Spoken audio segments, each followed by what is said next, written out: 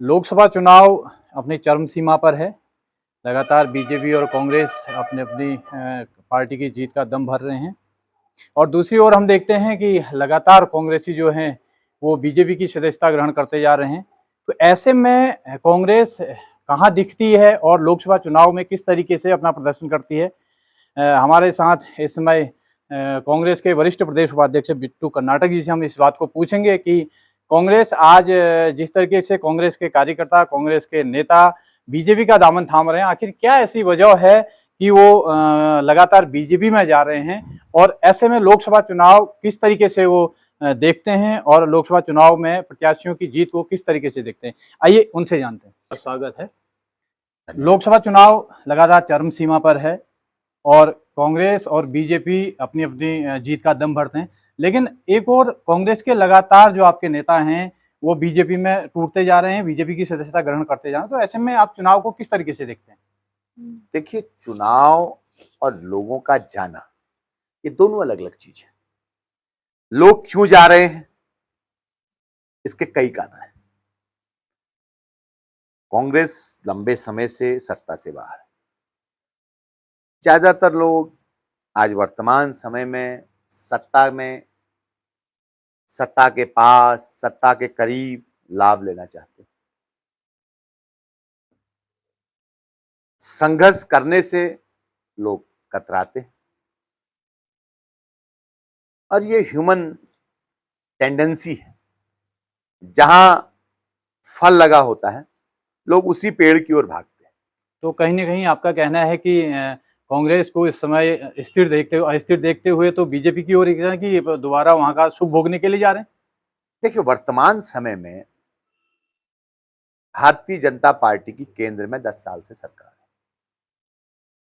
पिछले 7.5 साल से अधिक का समय राज्य में सरकार से हम लोग पिछले 10 साल पूर्व लोकसभा में चुनाव जीते थे। यूपीए 1, यूपीए 2 केंद्र में सरकार में काबिज थे और अभी हम 7.5 साल से अधिक समय से प्रदेश की सरकार में सत्ता से दूर है। वर्तमान समय में लोग जो पद के लिए आतुर होते हैं, जिन्हें सत्ता का लाभ चाहिए, सामाजिक राजनीतिक जीवन अलग है, जनता की सेवा अलग है और सत्ता का लाभ अलग है।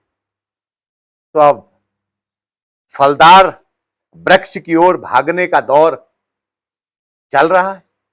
जो लोग स्थिर हैं, आज भी कांग्रेस एक पार्टी ना होकर विचारधारा है।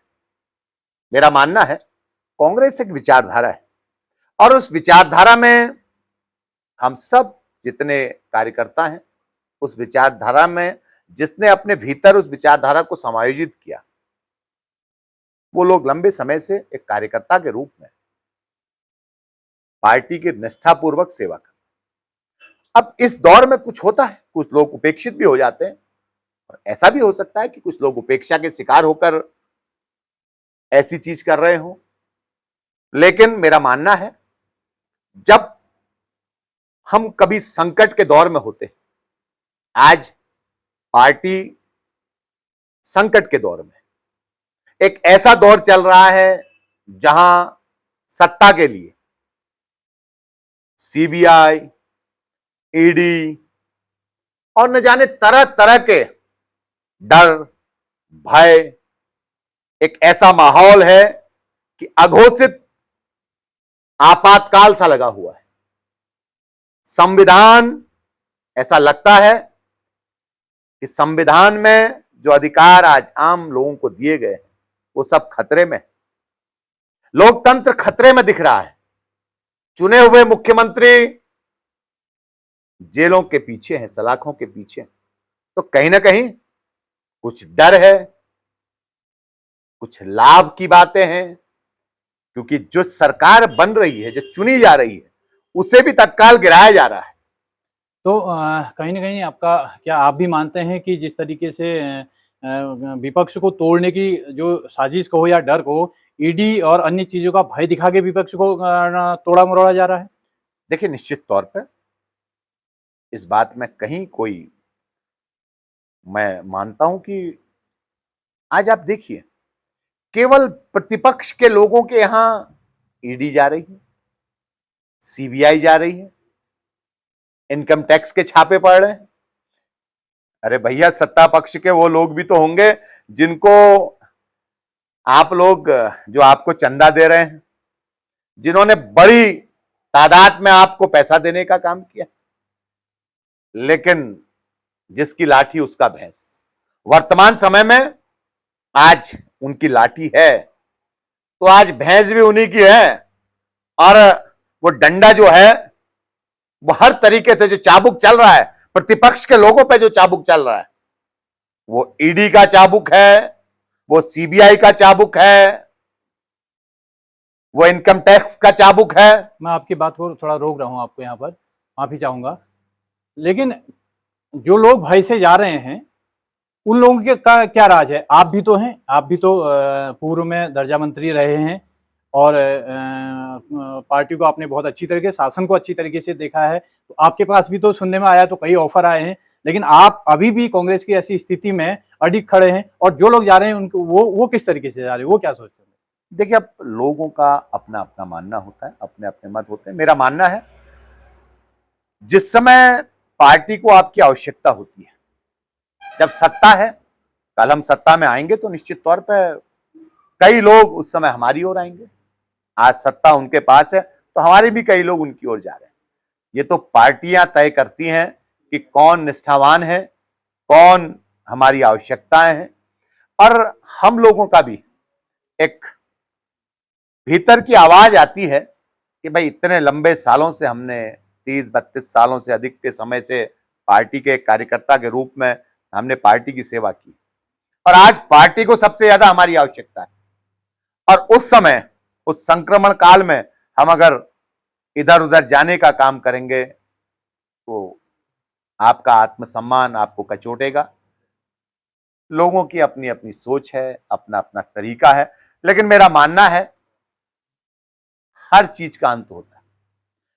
मैं आपको और यहीं पर रोकूंगा। अल्मोड़ी की अगर हम बात कर रहे हैं, अल्मोड़ी में आपके पूर्व दर्जा मंत्री रहे हैं, वो भी कल बीजेपी में शामिल होगी। उनका ये कहना है कि अल्मोड़े में जो कांग्रेस पार्टी है वो कुछ लोगों के हाथ की कठपुतली बन गई है। क्या ऐसा ये कारण तो नहीं है पूरे प्रदेश में कि पार्टी कुछ लोगों के हाथ के कठपुतली बन के रहेगी, इसलिए कांग्रेस कमजोर होती जा रही है, जैसा कि अल्मोड़े में आपके पूर्व साथी ने ही ये कल आज प्रेस वार्ता में आरोप लगाया है? देखिए, मैंने उनका अभी बयान सुना नहीं है। कि हमारे बहुत कर्मठ साथी थे सिकंदर पंवार जी, जिनको हमारी सरकार ने, जब 2012 से 17 तक की सरकार रही, तो उसमें सफाई आयोग, जिसे एक बहुत महत्वपूर्ण, क्योंकि आयोग के उपाध्यक्ष के रूप में उन्होंने सेवाएं दी थी, बाद में जिसका नाम पर्यावरण मित्र आयोग का हमने नाम परिवर्तित किया था, और वो बहुत कर्मठ और हमारे मजबूत साथी थे। मेरी कल शाम उनसे बात हुई थी। मैंने उनसे कहा था कि उनकी कुछ नाराजगी थी, और निश्चित तौर पे क्षेत्रीय स्तर पर उनसे वार्ता की जानी चाहिए। मेरा मानना है, क्योंकि प्रदेश कांग्रेस कमेटी के स्तर पर जब वो ज्वाइन कर गए थे तब मुझे पता चला, तो मैंने तत्काल दूरभाष पर उनसे बात की, तो उनकी नाराजगियां थी। और मेरा मानना है कि अपने कर्मठ कार्यकर्ताओं से हमें लगातार संवाद करना चाहिए, और संवादहीनता का कारण है कि आज हमारे कई साथी, जो हमसे पुराने साथी भी, जो उस दौर पे, जिन्होंने 1980 से लेकर उस रामलहर के दौर पे, उस समय भी ऐसी भगदड़ मची थी, नरसिम्हा राव जी के समय से लेकर लगातार, और आज मोदी जी का दौर चल रहा है, तो निश्चित तौर पे एक समय आता है कि कोई, कभी पार्टी ऊपर की ओर जाती है, कभी पार्टी नीचे की ओर। यह प्रकृति का नियम है। अगर कोई गेंद ऊपर को जाएगी तो पृथ्वी का गुरुत्वाकर्षण उसे निश्चित तौर पे नीचे की ओर खींचेगा। तो अभी उनका दौर है ऊपर को चढ़, एक समय आएगा वो भी नीचे को आएंगे, और दूसरा तराजू का पलड़ा ऊपर की ओर आएगा। लेकिन सिकंदर भाई जैसे लोग, जो और भी हमारे साथी हैं, चाहे राजेश बिष्ट हो, सिकंदर भाई हो, ऐसे कर्मठ साथियों से वार्ता की जानी चाहिए थी। उनकी किस बात की नाराजगी थी, उन पर चर्चा होनी चाहिए थी, क्योंकि कोई भी बुनियाद का पत्थर होता है, उसका बहुत महत्वपूर्ण स्थान होता है। मेरा मानना है लोग चाहे राजेश बिष्ट जी को, क्योंकि उनके पिताजी आदरणीय जगत सिंह बिष्ट जी कांग्रेस के बहुत कर्मठ, हमने तो उस दौर पे जब हम बहुत ही बाल्यावस्था में थे तब से वो पार्टी की सेवाएं करते थे, पार्टी के लोगों को मजबूत करने का काम करते थे, सदैव उनकी सहायता करने का काम करते थे। ऐसे कर्मठ लोगों को हमने खोया है और इसका नुकसान तो निश्चित तौर पर होगा। ऐसा नहीं है कि हम ये कहें कि हमारे ऐसे लोग जो हमारी बुनियाद के पत्थर थे उनके जाने का नुकसान नहीं होता, ऐसा नहीं है। निश्चित तौर पर उनके जाने का नुकसान होता है और उस भरपाई को भी बहुत जल्दी नहीं किया जाता। लेकिन ये तो रहे पार्टी एक दूसरे में आने जाने की बात, जनता के मुद्दे तो कहीं दिख ही नहीं रहे आज। अगर आज देखें तो जितने भी कांग्रेस वाले जो बीजेपी जा रहे हैं वो कह रहे हैं कि हमारी पार्टी ने नहीं सुनी, हमारी कोई सुनने वाला नहीं, पार्टी कुछ लोगों के हाथ में की बन के रह गई, लेकिन जनता के मुद्दे जो हैं वो तो गायब हो गए। देखिए, मैं यही तो कह रहा हूं, लोकतंत्र में एक बहुत बड़ी स्वस्थ प्रतिस्पर्धा है जिसमें प्रतिपक्ष का मजबूत होना बहुत आवश्यक है और प्रतिपक्ष जनता की आवाज को उठाने का काम करता है। और मेरा मानना है कि जब चुनाव आते हैं, पार्टियां एक विचारधारा है, कांग्रेस अलग विचारधारा है, भारतीय जनता पार्टी अलग विचारधारा है, और ये विचारधारा की लड़ाई है, कोई व्यक्ति की लड़ाई नहीं है। ये विचारधारा की, हमारी विचारधारा अलग है, उनकी विचारधारा अलग है, हमारे मुद्दे अलग हैं, उनके मुद्दे अलग हैं, और हम सब अलग अलग मुद्दों को लेकर जनता के बीच जाते हैं। लेकिन आज जनता के मुद्दों को उठाने का काम जो प्रतिपक्ष ने इतने समय से किया, आज सत्ता पक्ष के लोग क्यों मौन बैठे हुए? आज भ्रष्टाचार, बेरोजगारी, आज पलायन, आज महंगाई, 400 के पास आसपास था सिलेंडर, आज 1200 पार हो गया है। दालों की कीमत 45 से 60 रुपए के बीच थी, आज 200 पहुंचने वाली है। तेल 100 पार। लेकिन ऐसे में फिर बीजेपी वाले इतनी महंगाई, इतनी बेरोजगारी होने के बाद वो तो आत्मविश्वास से भरे हैं, फिर भी कह रहे हैं 400 से पार होंगे इस बार। देखिए, यही तो भारतीय जनता पार्टी का चरित्र है, उनका चाल चलन है। आज वो नारे देने का तो काम करते हैं, आपने भी तो बहुत नारे सुने थे, अच्छे दिन, सामने से लोग कहते थे आएंगे आएंगे आएंगे। इंतजार में वो गाना है ना, पथरा गई अब तो निगाहें, तो हमारी निगाहें, हमारे लोगों की निगाहें पथरा गई हैं, आंसू भी अब सूखने लगे हैं। मेरे दोस्त, कहां है वो 15 लाख, कहां है वो 2 करोड़ नौकरियां, कहां है वो स्विस बैंक में रखा हुआ 15-15 लाख हर खाते में गिरने वाले थे? उन्होंने कहा था स्वयं अप्सराएं आएंगी इंद्रलोक से, रंभा, उर्वशी, मेनका आपके खातों में पैसे डाल जाएंगी। आज कहां है वो लोग? आज लोग त्राहिमाम त्राहिमाम कह रहे हैं, आज लोग अच्छे दिन का इंतजार कर रहे हैं, ऊपर को देखकर सोच रहे हैं कि कहीं अच्छे दिन यहां से तो नहीं आएंगे। आज विकास पैदा होने की इंतजार में है लोग कि कब विकास पैदा होगा, लेकिन आज वही खड्डा युक्त सड़कें हैं, आज महंगाई चरम पे है, हातिम हर सीट पे बैठे हुए हैं, लोक सेवा आयोग से लेकर अधीनस्थ सेवा चयन आयोग तक सब पद बेचे जा रहे हैं। कहां है वो राज?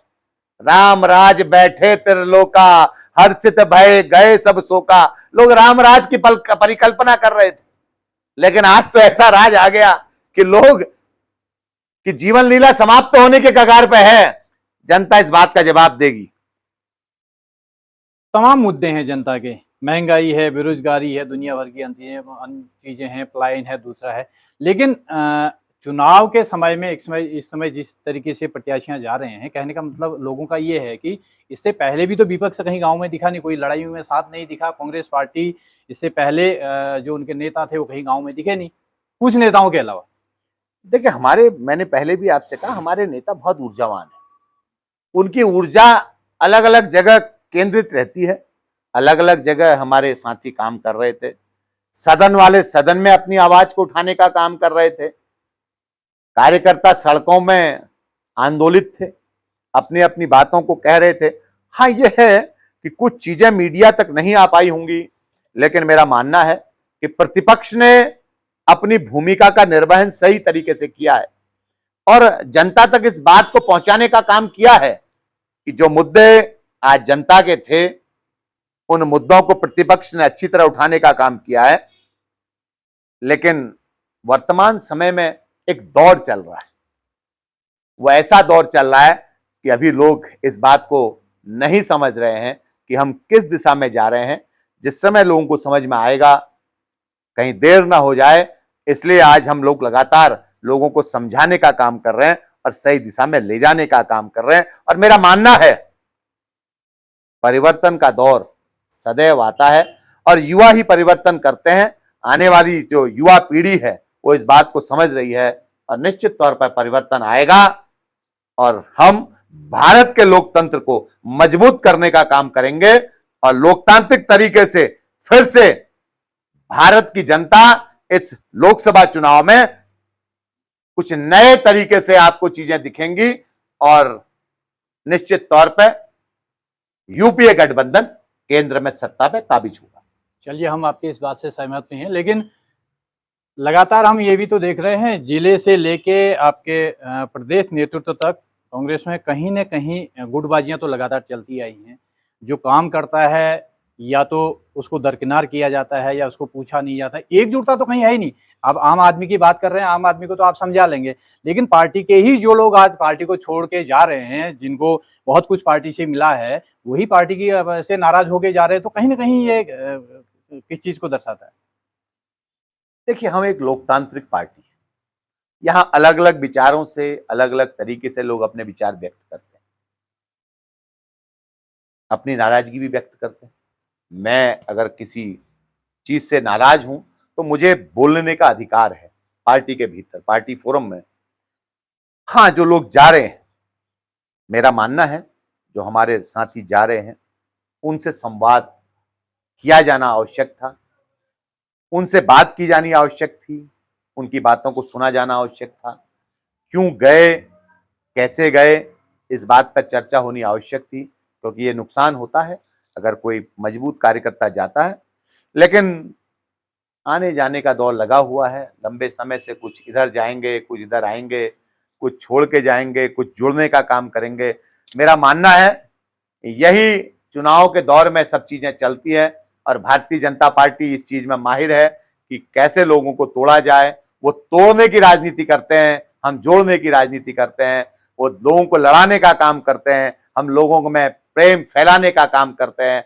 उनका काम है लोगों को तोड़कर, लोगों को लड़ाकर राजनीति करना। हमारा काम है लोगों को जोड़कर, उन्हें एकत्रित कर अच्छे काम से, अपनी अच्छी निष्ठा से राष्ट्र के प्रति हम किस प्रकार बेहतर काम कर सकें, यही हमारी सोच है और यही भारतीय राष्ट्रीय कांग्रेस की विचारधारा है। ये आप जैसे कांग्रेस में अभी लीडर हैं, इसीलिए हमें लगता है कि अभी कांग्रेस जमी हुई है। नहीं तो जिस तरीके से दौर चल रहा है, लगातार बहती गंगा की ओर भाग रहे हैं, तो इससे कुछ और ही नजर आता है। चलिए, अब बात चुनाव की कर लेते हैं। उत्तराखंड में 5 सीट को आप किस तरीके से देखते हैं? खासकर अल्मोड़ा को आप किस तरीके से देखते हैं?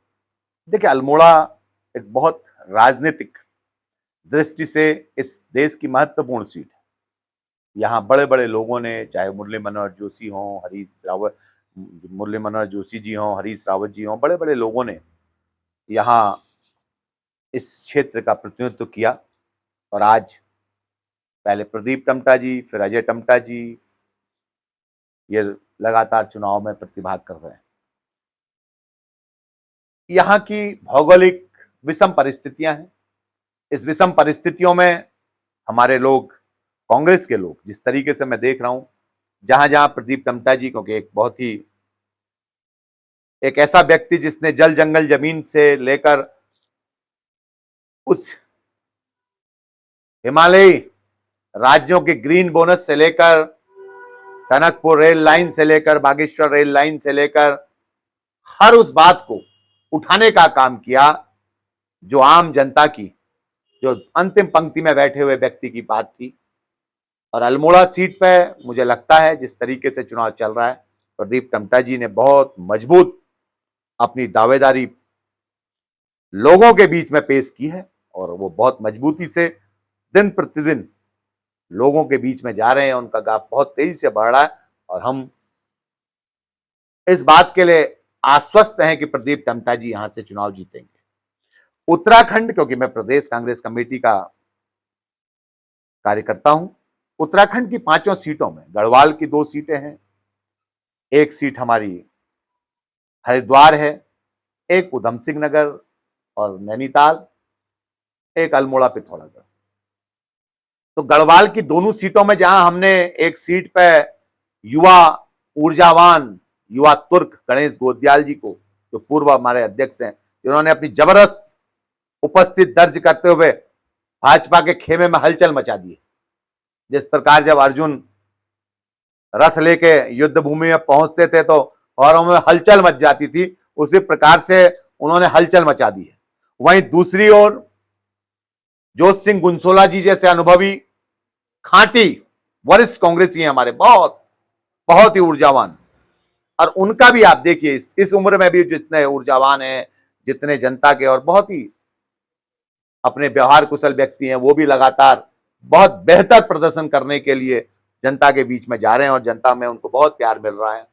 हरिद्वार में हमने युवा वीरेंद्र रावत को टिकट दिया है, जो कि 1996 से लगातार एक कार्यकर्ता के रूप में, जहां डीयू के अध्यक्ष के रूप में उन्होंने अपने उस ऊर्जा को प्रदर्शित किया था और आज लगातार संगठन में काम कर रहे थे, एक संगठन के कार्यकर्ता के रूप में आज वीरेंद्र रावत को पार्टी ने टिकट दिया है। वहीं प्रकाश जोशी जैसे योग्य और ऊर्जावान साथी को नैनीताल उधम सिंह नगर सीट से टिकट दिया है। तो हमारे 5 प्रत्याशी बहुत योग्य, कर्मठ और जनता के बीच में अपनी सहभागिता करने वाले व्यक्ति हैं, जनता के बीच में जनता के जन मुद्दों को उठाने का काम करने वाले प्रत्याशी हैं। तो मुझे लगता है निश्चित तौर पर हम 5 सीटों में अभी भारतीय जनता पार्टी से ऊपर हैं और 5 सीटों में हम जीतने का काम करेंगे, क्योंकि हमारे प्रत्याशी बहुत बेहतर हैं, भारतीय जनता पार्टी के प्रत्याशियों से बहुत बेहतर हैं और बहुत शानदार तरीके से वो जनता के बीच में जा रहे हैं। जनता के 5 साल उन्होंने जनता के मुद्दों को उठाने का काम किया और जबकि 5 सांसद जो सांसद थे वो हमारे जनता के बीच में गायब रहे, जनता के मुद्दों को उठाया नहीं और आज इसका परिणाम है कि जनता उनका विरोध कर रही है। आप कई जगह कई वीडियोज आ रहे हैं, मैं मीडिया और सोशल मीडिया के माध्यम से देख रहा हूं कि जनता आज उनका विरोध कर रही है।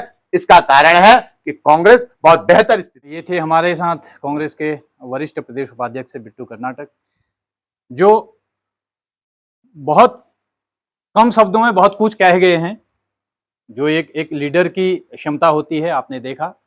तो अगले किसी चुनाव पे, किसी मोड़ पे उनसे किसी और विषय पे मिलेंगे। देखते रहिए उत्तराखंड आज तक। नमस्कार।